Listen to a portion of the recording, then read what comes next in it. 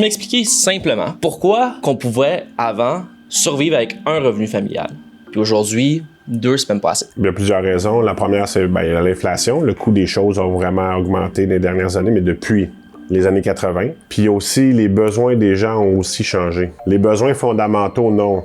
Se nourrir, se loger, se vêtir, ça, c'est des besoins de base. Bien que là, l'inflation des dernières années a vraiment fait exploser ce prix-là, parce qu'avant ça, c'était encore raisonnable, tu sais, ça représentait autour de 30-35% de ton revenu, mais là, ça l'a vraiment explosé. Mais si on prend ce facteur-là à l'écart, le principal facteur, c'est que nos besoins ont changé. Le pied carré moyen de l'époque était beaucoup plus petit que les gens habitaient. Là, il est vraiment beaucoup plus grand. On s'enligne pour y retendre à diminuer, on n'a plus le choix avec le coût. Les familles étaient plus grosses, parce qu'avant, tu pouvais arriver avec un salaire.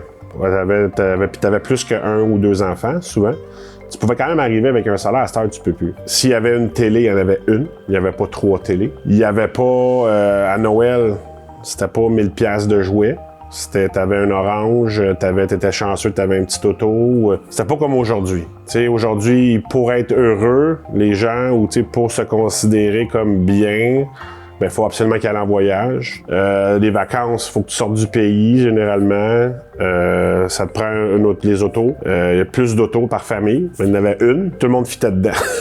Ça, c'était le danger. OK, à cette heure, c'est plus sécuritaire. Mais avant, t'avais un auto 4 places. Il y avait 8 personnes là-dedans. Là. Ben, c'est des plaques de moins, du gaz de moins, un auto de moins.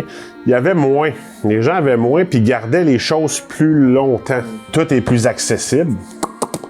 C'est rendu chez nous. Ça, faut pas l'oublier, cette partie-là, dans le calcul.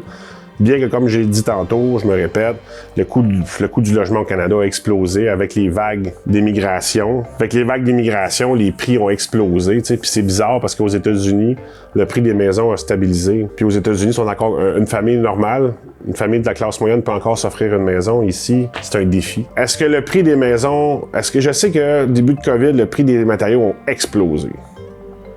Vraiment, 2 par 4 à 10 piastres. Je sais qu'il est plus ce prix-là, il a rebaissé, mais le prix est resté comme si les 2 par 4 étaient encore à 10 piastres. Les employés coûtent cher. Puis c'est correct, ils ont le droit d'avoir un beau style de vie, eux autres avec, mais veux pas. Si tu payes un électricien à 100 000 par année, ben nécessairement, ça va se refléter dans le prix de la maison que tu vas vendre ou dans le coût de construction que tu vas mettre. La combinaison de l'inflation puis du désir de consommation d'avoir des belles choses, des choses neuves, ben nécessairement, les deux font en sorte que c'est de plus en plus difficile à... Ça prend 2 salaires.